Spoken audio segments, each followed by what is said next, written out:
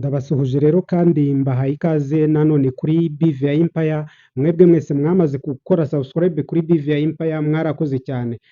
Muri iyi video rero ngiye kubabwira ibintu ugomba kwitondera mu gihe ushaka kugura imigabane ku isoko ry'imari n'imigabane. Muri video zatambutse nababwiye uko umuntu yagura imigabane ku isoko ry'imari n'imigabane, nababwiye ibigo byemerewe kugurisha imigabane, nababwiye n'uburyo bubiri abantu bungukamo, hanyuma nanababwiye uburyo abantu bagenda baba bakire biteza imbere kubera gushora imari yabo ku isoko ry'imari n'imigabane, bagura bonds, bagura impapuro mpeshwamwenda, impapuro mvunjwafaranga, hanyuma bagura n'imigabane.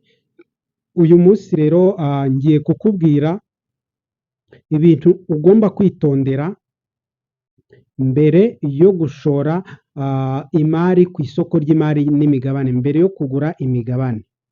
So ikintu cya mbere rero ugomba kwitondera, ariko niba ari ubwa mbere ugeze hano kuri BVI Empire, tunyuzaho ibiganiro bifasha abantu kwiteza imbere. Niba rero nawe uri umwe mu bantu bashaka kwiteza imbere, abantu badashaka kuguma kuri level bariho, uyu ni umwanya wo kugira ngo ukore subscribe, ujye ugumana natwe, ibiganiro byacu bitazajya biguhitaho, ujye ubibonera ku gihe.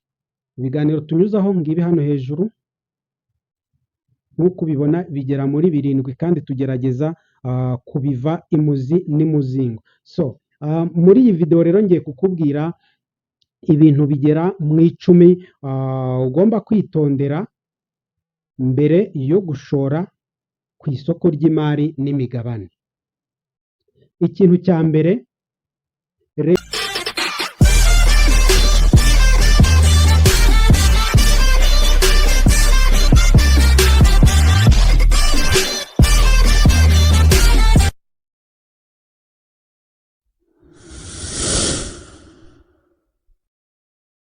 ibintu bigera mu 10 ugomba kwitondera mbere yo gushora ku isoko ry'imari n'imigabane.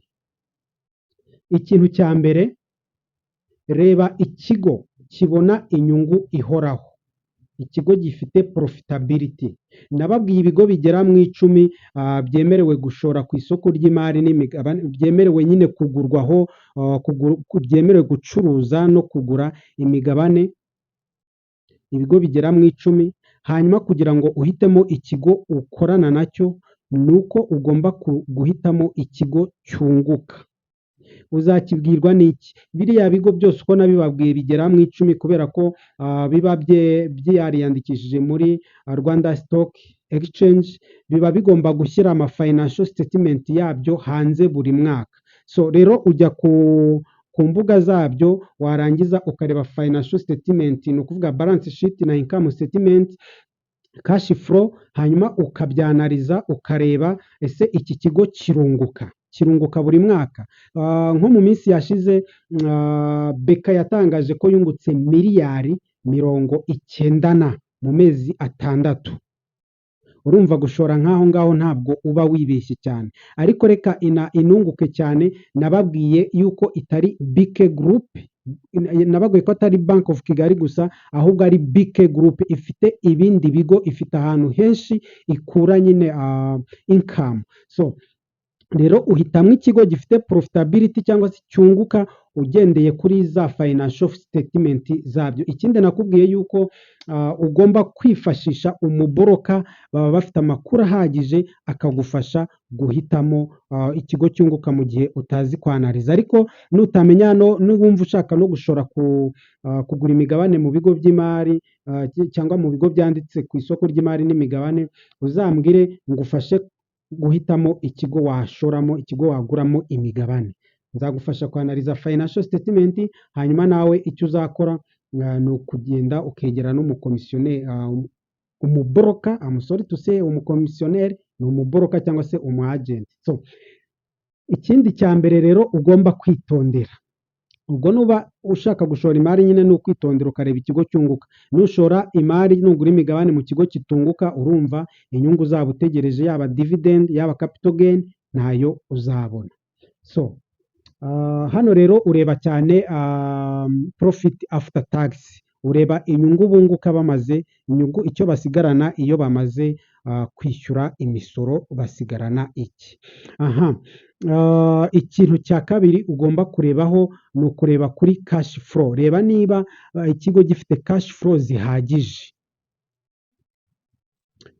Ni ukuvuga ngo ikigo cyunguka ariko kitabasha kubona amafaranga cash yo gukora imirimo yacyo umunsi ku munsi. Cash flow nyine muvoma zitagira muvoma nyinshi z'amafaranga, kuko muri za financial statement nkubwiye haruguru harimo iyitwa cash flow yerekana uburyo muvoma y'amafaranga, uburyo amafaranga yagiye asohoka n'uburyo yagiye yinjira, uburyo bagira muvoma z'amafaranga. Ikigo gishobora rero kunguka ariko kitagira cash flow nyinshi.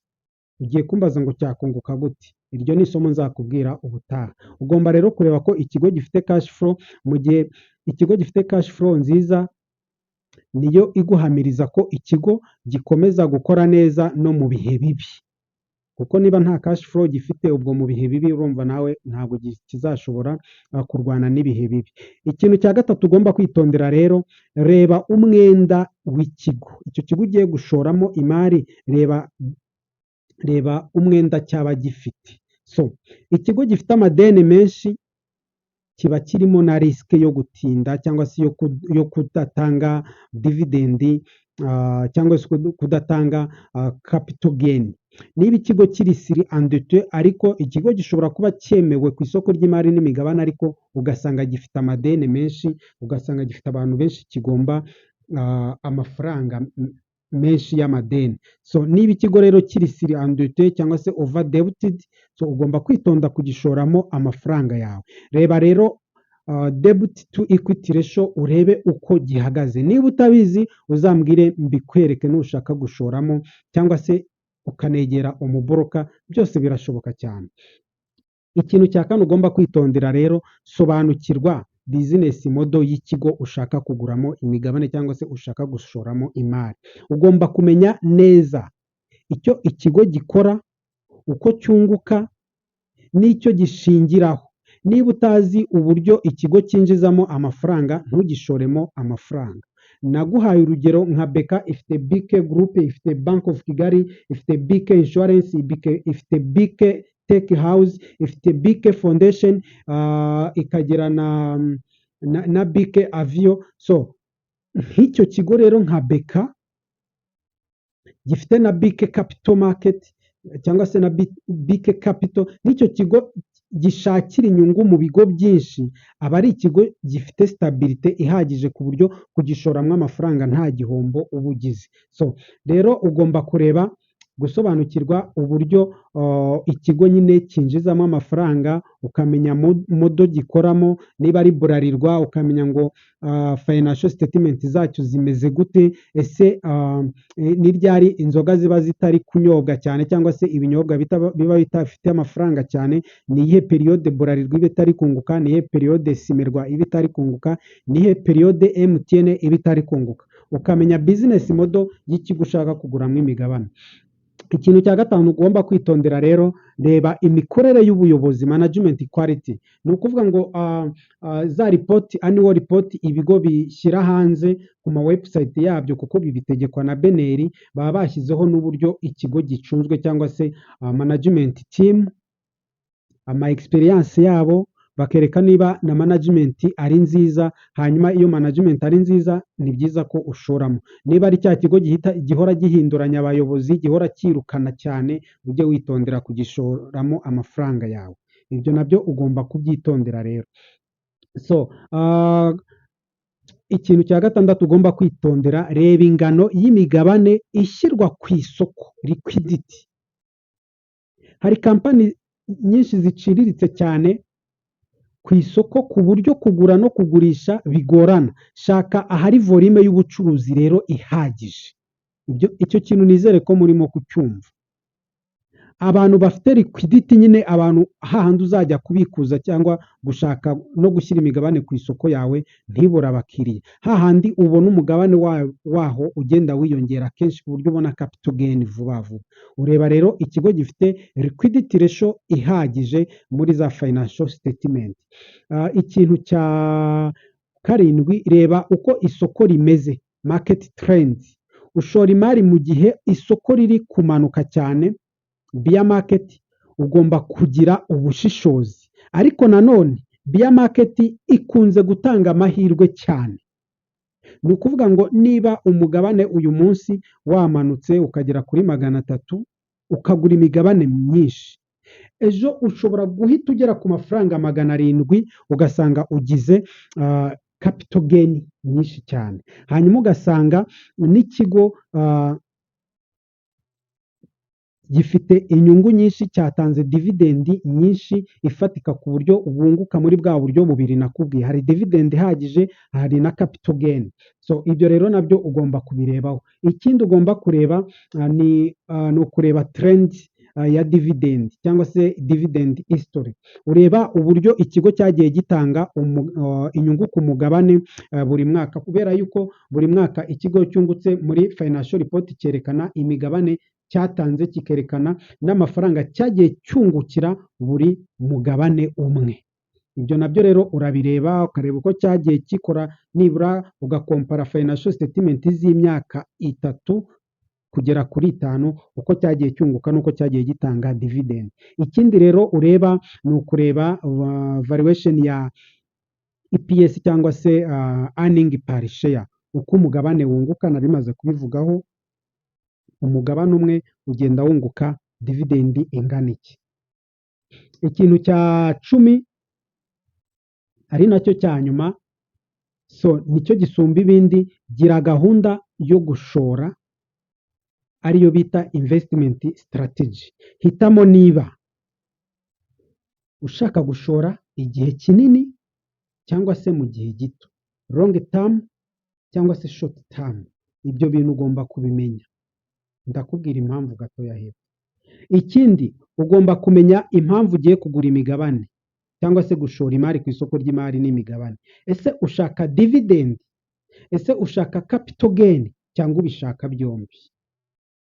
Kuko ibyo byombi birashoboka. Ikindi, ufite icyo kwihaza ku ruhande mu gihe isoko ritagenze neza uko wabyifuzaga. Hano bishatse kuvuga iki?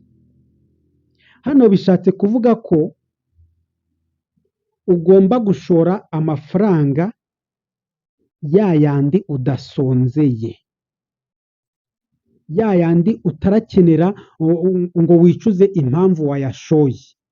Shora ya mafaranga ubona atafite ikintu ari kukumarira, yayandi ubona ushobora kwangiza, yayandi ubona usagura ahantu, yayandi ubona wajya kubika kuri banki itakungukira. Ayo mafaranga yashore. Niba uzi ko ufite inzara, ukaba uzi yuko ayo mafaranga urahita uyahuruturamo, ndakubujije. So shora amafaranga rero udakeneye gukoresha vuba cyangwa se udakeneye ako kanya. Hanyuma ikindi, isoko rishobora kuzamuka cyangwa kumanuka. Mu gihe rero umaze gushoramo rikamanuka kandi uyakeneye, urumva uri buhombe. Igihe ryazamutse birumvikana byo ko ari inyungu. Gushora rero cyangwa kugura imigabane ku isoko ry'imari n'imigabane ni investment nziza cyane, yayindi abantu bari bazi ko ikorwa n'abakire gusa. Ariko nkuko nabibabwiye muri video zabanje, ibihumbi 35 byakugurira imigabane 100 muri beka, hanyuma ukaba wakunguka, ugahabwa dividend, ukanahabwa capital gain. So muri video rero ikurikira nzakubwira ibigo muri bya bindi 10 ugomba gushoramo. Tumaze kumenya stage unyuramo uri gushora imari cyangwa se ugura imigabane. Tumaze no kumenya ibyo ugomba kwitondera. Tumaze no gusobanukirwa uburyo umuntu yungukamo n'uko ashora. Tumaze gusobanukirwa ibigo bishinzwe isoko ry'imari n'imigabane mu Rwanda. Tumaze gusobanukirwa byinshi. Muri video itaha nzagufasha guhitamo ibigo bifite amahirwe menshi waguramo imigabane, ukaba umunyamigabane nawe ukajya mu ruhando rw'abashoramari ku mafaranga yawe make cyane. Niba iyi video hari ikigufashije kanda like, hanyuma uduhe inyunganizi cyangwa igitekerezo muri comment section, hanyuma wibuke kuyisangiza abandi. Niba uri mushyashya rero ntugende udakoze subscribe, hano tunyuzaho ibiganiro bizagufasha kugera ku nzozi zawe zo kwiteza imbere. Njye wakugezaga iki kiganiro nitwa Jean Marie Vianney, iyi ni BVI Empire, duhure muri video itaha. Ciao ciao. See you then.